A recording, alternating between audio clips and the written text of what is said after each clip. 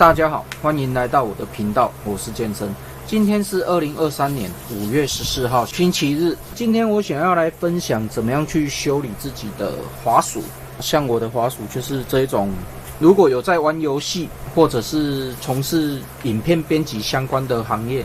那这个滑鼠的损坏率其实是非常高的。像我这一个滑鼠，我已经修理好几次了，大概3个月左右的时间，我就要去更换它的按键。有时候我们要去测试一下你自己的滑鼠是不是有什么问题，我们可以去搜寻鼠标按键测试的相关网页。那我们就是先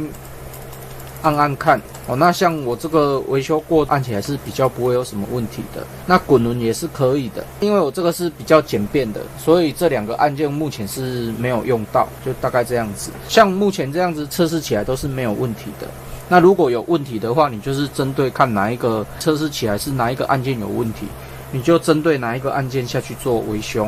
那像我自己的话，都会去找一些报废掉的滑鼠，最主要就是拆它们里面的零件，因为有时候报废的滑鼠它的零件也都是坏掉的，所以一般来讲我会建议你去买新的零件，这个在电子材料行应该都买得到。那像我自己以前只要有买新的，那我用到坏掉，像刚才这样子测试的话，比如说我测试起来这一颗是有问题的，那这一颗是没有问题的，我就会把这一颗拆下来，拆下来的零件都在这边，像这种按键，还有滚轮的这种按键，如果我测试起来它是好的，那我会把它拆下来留起来当做零件的备份，这样子就不用花钱买新的了。像这一种比较小的，那我拿起来我是觉得跟我的手型是比较不适配的，那这个是好的，我就会去拆它里面的零件。这种滑鼠虽然很便宜，但是它的损坏率其实是非常高的，但是它都是坏零件而已啦。那我们要换就很简单，就是把它拆下来而已。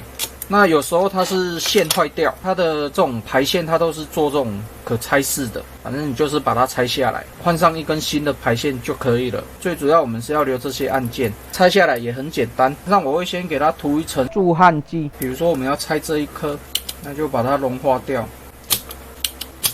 如果没有用助焊剂，它焊锡比较容易残留在上面。那你如果加上助焊剂，再加上这个吸吸器的话，它整个焊锡都会吸得比较干净一点，拆下来的零件就会比较完整，比较不容易去融化到它其他的塑胶的组件。其他拆卸的方法都一样，大概就是这样子而已。像这些零件我大概都会把它拆下来，那我先把这边全部拆下来。那如果有遇到这种比较小的零件，然后吸吸器比较吸不到的，通常我就是用一点小技巧，这样子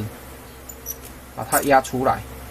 这样就可以了。你如果拆开你的滑鼠，看其他的零件有坏掉的，大概目视一下啦，然后去看一下它们的规格，你就是直接把它拆下来换过去。那这样子理论上应该就可以修理好了。这种滑鼠虽然是比较便宜的，但是我个人觉得它的手感是蛮不错的，所以我都会去把这一种滑鼠留下来。那小的我就会把它拿来当一个零件。像这样子进行简单的维修，1年下来真的是可以省下不少钱，所以我会特别把这个资讯分享给大家观赏一下。那我这一篇滑鼠的简易维修、零件更换分享影片就分享到这边为止。那如果你喜欢我的影片的话，敬请订阅和分享，谢谢。